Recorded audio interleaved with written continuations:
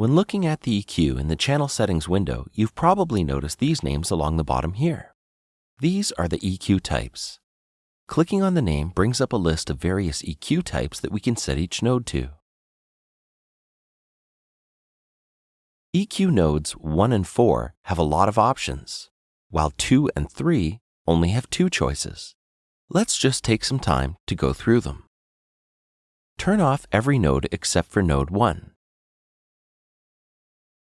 We basically have 3 options here with variations on each option. We can select between low shelf, high pass, and parametric. Let's start with low shelf. You can select any of the low shelf options, it doesn't matter. The different options have to do with how steep the shelf is. I'm going to use low shelf 2. The low shelf cuts low frequencies and allows high ones to pass. Listen as I drag it back and forth.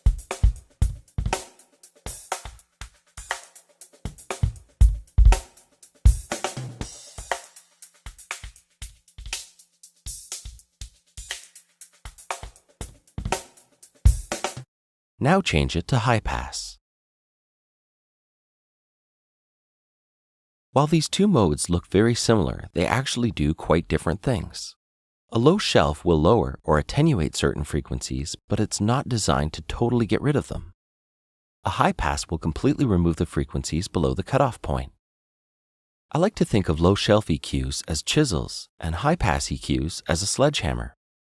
Use the low shelf when you want to reduce the low end but not totally remove it.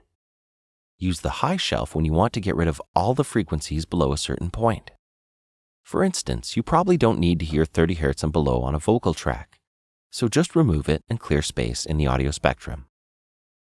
Next, we have parametric. Parametric EQs allow us to be extremely precise when it comes to deciding what we'd like to boost or cut. We can choose a frequency, choose how much to boost or cut it, and also choose how the frequencies around it will be affected. Try making a really narrow selection and move it around.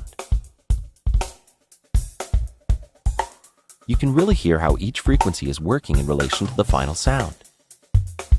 Parametric EQs are great for killing unwanted noises and hums or getting rid of sibilants.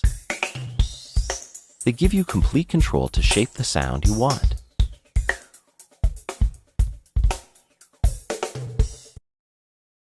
EQ node 4 has high shelf and low pass instead of low shelf and high pass. It works exactly the same as it does on node 1, but just the opposite. They allow low signals to pass and attenuate high signals. You'll have to use this on bass and kick drums where high frequencies aren't necessarily needed. A high pass filter is a really popular DJ tool, and playing around with it, you'll probably hear why. Now have fun messing around with the EQ. Remember, always experiment.